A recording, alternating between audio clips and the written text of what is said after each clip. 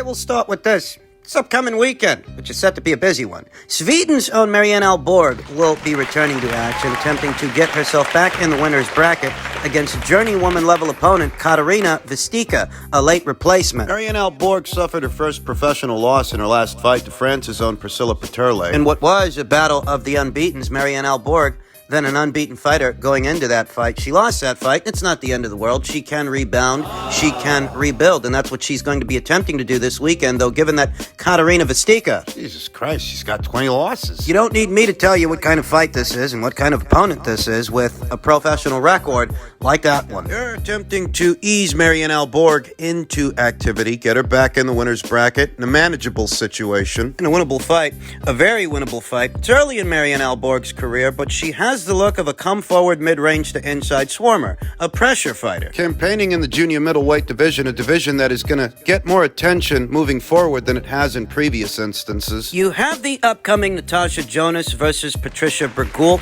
unification match, Battle of the Champions. You also have Hannah Rankin versus Terry Harpier set to go down real soon. An official announcement hasn't been made yet, but we all know that's who Hannah's going to be fighting, because if she's not fighting Natasha, she's likely fighting Terry. We know that she was fielding offers from both teams. And with the official announcement of Jonas versus Bergult, that's almost unofficial confirmation that Hannah's going to be fighting Terry. You think about Yvonne Michel's prize stallion in that junior middleweight show, reigning IBF champion of Canada, Marie-Eve Dicaire. You think of Eye of the Tiger Management's prize stallion in that junior middleweight show, Mary Spencer. Yet another Canadian-based outfit very recently struck a deal with Top Rank, and we will be seeing those cards moving forward on ESPN Plus, those Eye of the Tiger Management shows. Mary Spencer fights on those cards. And it goes back to what I told you. The junior middleweight division is set to receive a lot more coverage, a lot more of attention moving forward than it did before, because you have a lot of well-to-do outfits with prize stallions, ponies,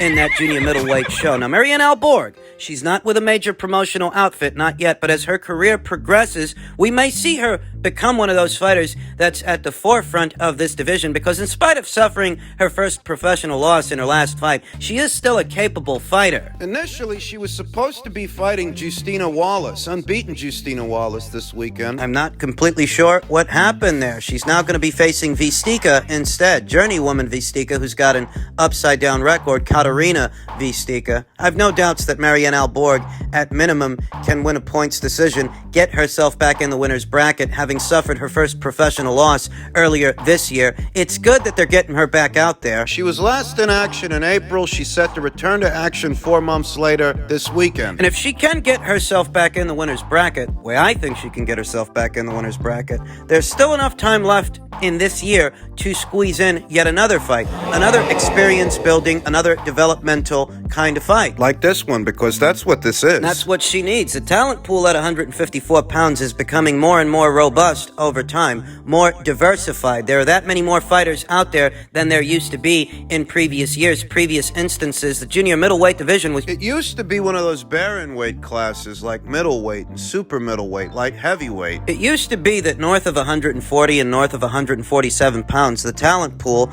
was paper thin at those weights. Junior middleweight, super middleweight, light heavyweight. There just wasn't a lot of talent at those weights in previous years, but that is changing over time, and that was part of my initial forecast several years ago. That is, these divisions are going to start to fill up. As the overall profile of the sport grows, so will the talent pool at some of these barren weights. Junior middleweight division is not a barren division anymore. And it's getting a lot more coverage than it used to from well-to-do promoters like Eye of the Tiger Management, Yvonne Michel, the people over there at Sky Boxer, and Matchroom. Because Hannah Rankin versus Terry Harper is going to be part of a Matchroom show. Marianne Alborg just so happens to have the good fortune of campaigning at a weight that is fast heating up, and she is going to be returning to action this weekend, attempting to get herself back in the winner's bracket, and I've faith that she will succeed. She will, at minimum, outpoint Katarina Vistika. Keep your eyes peeled for this weekend. In the men's lightweight division,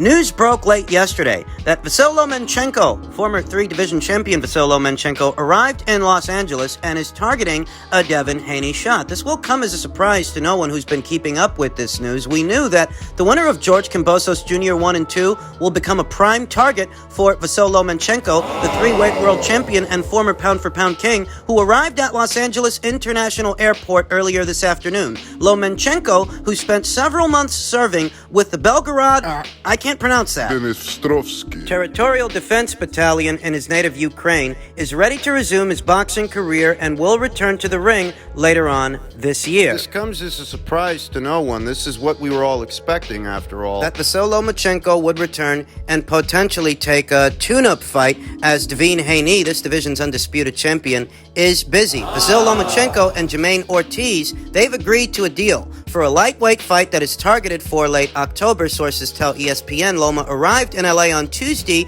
to begin training camp. The Ukrainian is angling for the winner of the October 15th bout between Devin Haney and George Kambosos. Ortiz, an undefeated 26-year-old, scored a unanimous decision victory over former WBO super featherweight champion Jamel Herring in May to land the biggest fight of his life and a considerable step up in competition. I half expected Vasyl Lomachenko to take on Nikitila. Nikitila, who lost a lopsided decision to Shakur Stevenson at super featherweight. More recently, he battered former super featherweight champion Miguel Berchelt. I half expected to see Vasyl Lomachenko fight that guy. As it stands, he's fighting this guy, and I have no issues with the match. No, it's the same underlying principle. Both Nikitila and Ortiz beat a former champion in recent memory, a former super featherweight champion. Ortiz is a young, unbeaten fighter in his prime years. He's 26 years old, looking to make a splash, coming off a career best win in what was his most high-profile fight against Jamel Herring,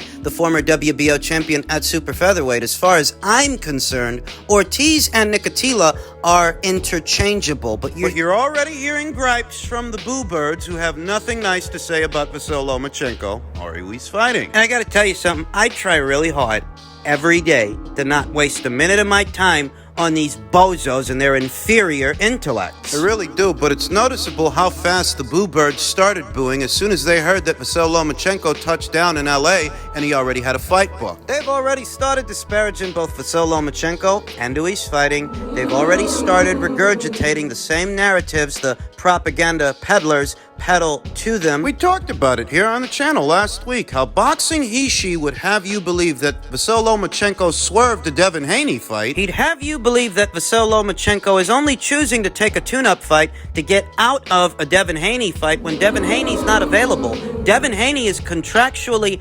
obligated to fight George Kambosos Jr. for a second time. We talked about that on the channel as well, that I don't want to see a second fight. I don't think you guys out there want to see one either. Bob doesn't like the idea of the rematch, but unless either Bob Arum or Lou DiBella, who promotes George Kambosos, unless they can talk him out of it. Unless they can convince him to call this whole thing off, he has a legal right to a second fight. He has a legal right to a rematch, and there's no gray area. There's no confusion. This isn't like the Tyson Fury versus Deontay Wilder rematch fiasco, to where there was a question as to whether or not the rematch clause expired. No, this rematch clause didn't get the chance to expire. Shortly after George Kambosos Jr. lost to Devin Haney, a little over a week later, he activated his rematch clause. So Devin was never at liberty to fight Vasyl Lomachenko in the fall months to begin with. But people, they still want to propagate their narratives and hold to them. Earlier today, I spoke to some moron who thinks Vasyl Lomachenko is fighting this Ortiz guy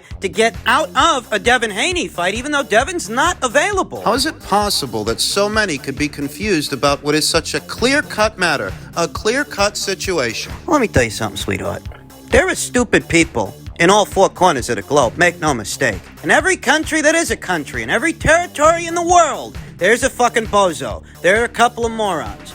But when it comes to boxing and content creators in the sport of boxing, no country more than the United States produces content creators that are propaganda peddlers. Propaganda peddlers in the sport of boxing. Opportunists, clickbait artists that make their money spreading misinformation and creating confusion where there should be no confusion. Because this is a clear-cut matter.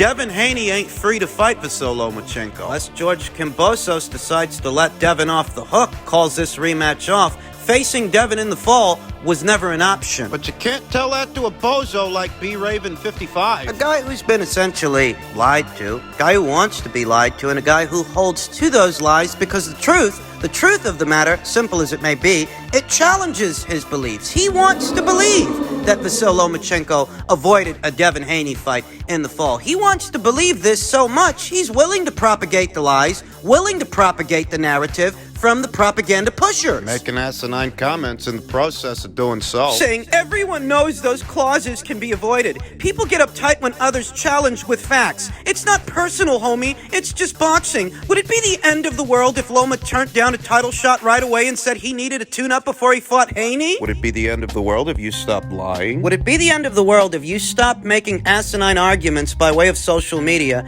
and look up the boxing scene articles that documented all of this? They're a little more than just 2-minute reads. A 2-minute read might turn into a 10-minute read for a guy like this. A guy who can't be bothered to do the legwork, do the research. A guy who likely reads below the 9th grade level. In fact, he doesn't read at all. He gets his information from the propaganda pushers, the propaganda peddlers. They tell guys like this what to think, and then he regurgitates that propaganda to guys like me and you, thinking he knows the ball from the bounce, thinking he knows what he's talking about. You don't know what the fuck you're talking about. You're an idiot. It's obvious why the content creators so choose to upload this clickbait and this misinformation to their YouTube channels. They thrive on that clickbait and make a profit from it. And those who actually consume it end up misinformed, like this guy's misinformed. asking me rhetorical questions, would it be the end of the world if Loma turned down a title shot? Loma didn't turn down a title shot. Vasyl Lomachenko was still in the Ukraine when Devin Haney went to Australia and beat George Kambosos, and we didn't know when he was going to come back. But what we did know before Devin Haney even beat George Kambosos is that ahead of that fight, George had a rematch clause, and that rematch clause entitled him to a second fight, not just a second fight in his native Australia. We knew that before Devin even won the fight. He says everyone knows those clauses can be avoided. Everyone who's everyone. Hasim Rahman tried to avoid his rematch with Lennox Lewis, but he couldn't because Lennox took him to court. More recently, Tyson Fury tried to avoid that third fight with Deontay Wilder, but Deontay Wilder, mediation arbitration, mediator ruled in his favor, and he ended up having to fight that guy again. And this weekend's fight between Anthony Joshua and Alexander Usyk, how do you think we got here? The rematch clause, you fucking bozo. That's how we got here. Anthony Joshua had a rematch clause that he activated. So when you say everybody, who's everybody? These guys are fucking stupid, man. So if you're not stupid, and you're not a propaganda peddler, Vasyl Lomachenko arriving in LA yesterday, it's good news, because that means we will eventually get that Devin Haney fight. At least we stand a better chance of getting it now that he's back in camp and he's getting back to boxing. So it's still good news, even if a couple of mongoloids want to rain on everybody's parade. And finally, ahead of their upcoming trilogy next month, Gennady Golovkin raises some concerns, questioning the validity of Canelo Alvarez's achievements. He said, I believe he cheated. Performance-enhancing drugs in the sport of boxing is a taboo subject because we don't really know how widespread it really is. Gennady stated, I'm not that kind of person who's going to belittle any athlete's achievements, and Canelo's achieved a lot. But there are some other questions about how he did that and what he used. I did not say something just because I just came up with it. There are lab results, and he is quite right. I said it then and I'm saying it now. It's a stain. It's a stain on Canelo's resume. It's a stain on really any fighter's resume that's ever tested positive for any banned substance on the banned list. Anyone from Shane Mosley to Roy Jones Jr., Shannon Briggs, Lucas Brown, Alexander Povetkin, Dillian White. Look at what people say about Floyd Mayweather Jr. for that entire IV fiasco. And not all these situations are identical, you understand. The gory details and the particulars of each individual situation involving each individual instance are often glossed over. Even after Bob Bennett, the president of the Nevada State Athletic Commission, got on camera and said that Floyd didn't break any rules, people still accuse Floyd Mayweather Jr. of using an illegal IV, as they so eloquently put it. And that's what I mean when I say it's a stain a long-lasting one that isn't going to go away. And it's not going to go away for Canelo Alvarez any more than it's going to go away for those aforementioned fighters. Even if there is a lofty explanation, there's always a lofty explanation. Everybody's got one. The doctor said that they were the results of water testing, and when asked, I said yes. I believe that he cheated. And if someone in his team didn't like my words, I believe it's their problem. it's a free country, Gennady Golovkin can feel how he wants to feel. Because Gennady Golovkin was directly involved. He was one of the affected parties. He shared the ring with Canelo Alvarez, and he's set to share the ring with him again. So if this is how he feels, That's how he feels, but just remember, Canelo Alvarez is going to share with Gennady how he feels about Gennady. and how he feels about these comments, Gennady Golovkin has kept a steely reserve